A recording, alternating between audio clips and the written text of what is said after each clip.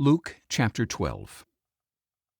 In the meantime, a crowd of many thousands had gathered, so that they were trampling one another. Jesus began to speak first to his disciples. Beware of the leaven of the Pharisees, which is hypocrisy. There is nothing concealed that will not be disclosed, and nothing hidden that will not be made known.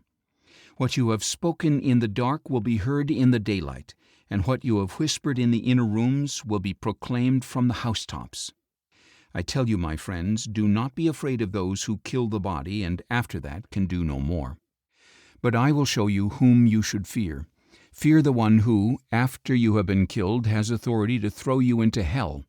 Yes, I tell you, fear him. Are not 5 sparrows sold for 2 pennies? Yet not one of them is forgotten by God. And even the very hairs of your head are all numbered. So do not be afraid.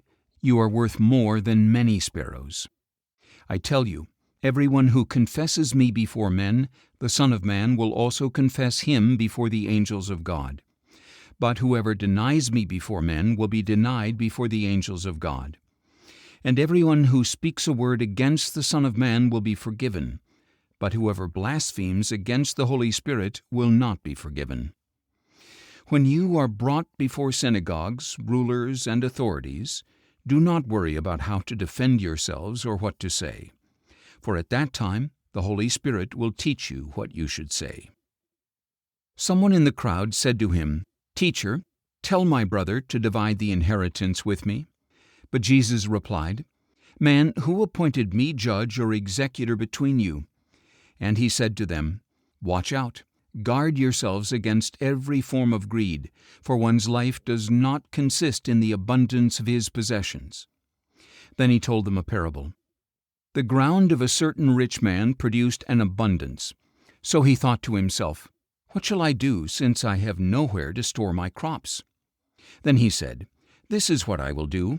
I will tear down my barns and will build bigger ones, and there I will store up all my grain and my goods. Then I will say to myself, you have plenty of good things laid up for many years. Take it easy, eat, drink, and be merry." But God said to him, "You fool, this very night your life will be required of you. Then who will own what you have accumulated? This is how it will be for anyone who stores up treasure for himself but is not rich toward God." Then Jesus said to his disciples, "Therefore I tell you, do not worry about your life, what you will eat, or about your body, what you will wear. For life is more than food, and the body more than clothes. Consider the ravens. They do not sow or reap, they have no storehouse or barn, yet God feeds them. How much more valuable you are than the birds. Who of you, by worrying, can add a single hour to his life? So if you cannot do such a small thing, why do you worry about the rest?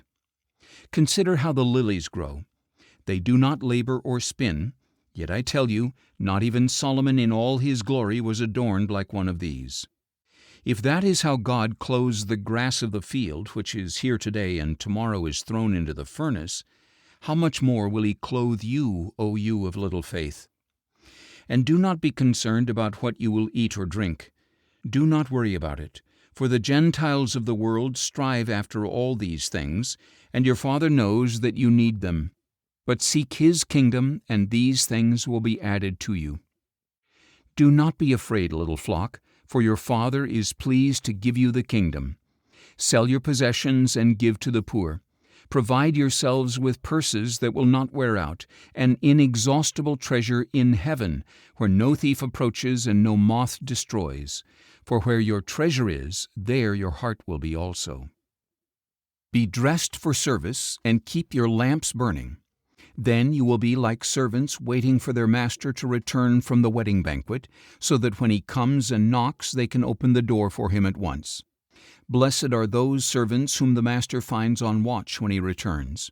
Truly I tell you, he will dress himself to serve and will have them recline at the table, and he himself will come and wait on them. Even if he comes in the 2nd or 3rd watch of the night and finds them alert, those servants will be blessed. But understand this, if the homeowner had known at what hour the thief was coming, he would not have let his house be broken into. You also must be ready, because the Son of Man will come at an hour you do not expect." "Lord," said Peter, "are you addressing this parable to us or to everyone else as well?" And the Lord answered, "Who then is the faithful and wise manager whom the master puts in charge of his servants to give them their portion at the proper time? Blessed is that servant whose master finds him doing so when he returns. Truly I tell you, he will put him in charge of all his possessions. But suppose that servant says in his heart, 'My master will be a long time in coming,' and he begins to beat the men servants and maidservants, and to eat and drink and get drunk. The master of that servant will come on a day he does not expect, and at an hour he does not anticipate. Then he will cut him to pieces and assign him a place with the unbelievers. That servant who knows his master's will but does not get ready or follow his instructions will be beaten with many blows. But the one who unknowingly does things worthy of punishment will be beaten with few blows. From everyone who has been given much, much will be required. And from him who has been entrusted with much, even more will be demanded. I have come to ignite a fire on the earth, and how I wish it were already kindled. But I have a baptism to undergo, and how distressed I am until it is accomplished. Do you think that I have come to bring peace to the earth? No, I tell you, but division. From now on, 5 in one household will be divided, 3 against 2 and 2 against 3. They will be divided, father against son and son against father, mother against daughter and daughter against mother, mother-in-law against daughter-in-law, and daughter-in-law against mother-in-law."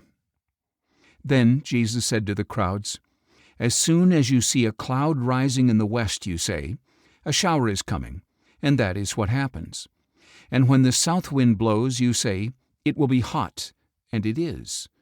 You hypocrites, you know how to interpret the appearance of the earth and sky.